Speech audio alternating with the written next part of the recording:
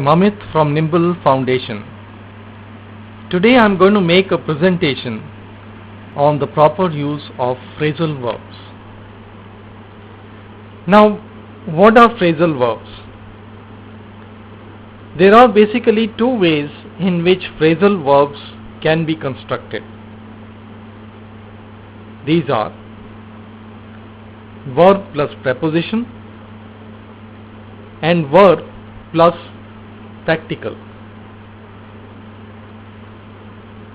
In this presentation, I am going to cover prepositional phrasal verbs. The verbs which I am going to cover in this presentation are be on and be up to, and up to somebody or up to something. First, let us look at the phrasal verb be on. The use of this phrasal verb can be best understood through some examples. The program is being shown on the television. The event is on. Cancellation was a rumor. Now this means that the event is actually happening. Let's look at some additional examples.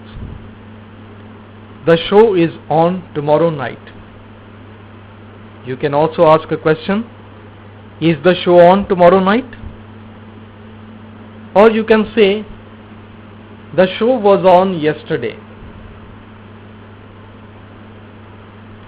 Now let's look at the phrasal verb be up to with somebody, referring to somebody. Examples of this, the use of this phrasal verb are, it's up to her to decide what to cook. It's your day today. Where we go is up to you. Now let us look at some additional examples.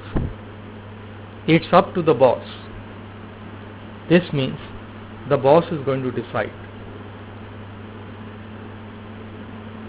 Who is it up to?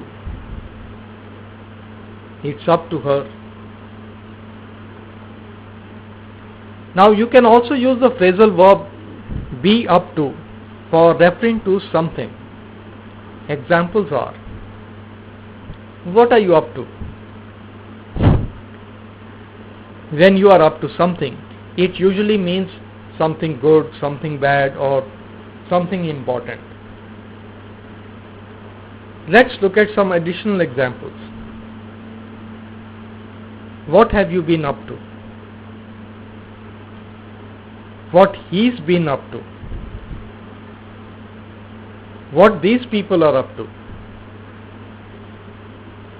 Now I will meet you again on another presentation to discuss another subject of grammar. Until then, thanks for watching.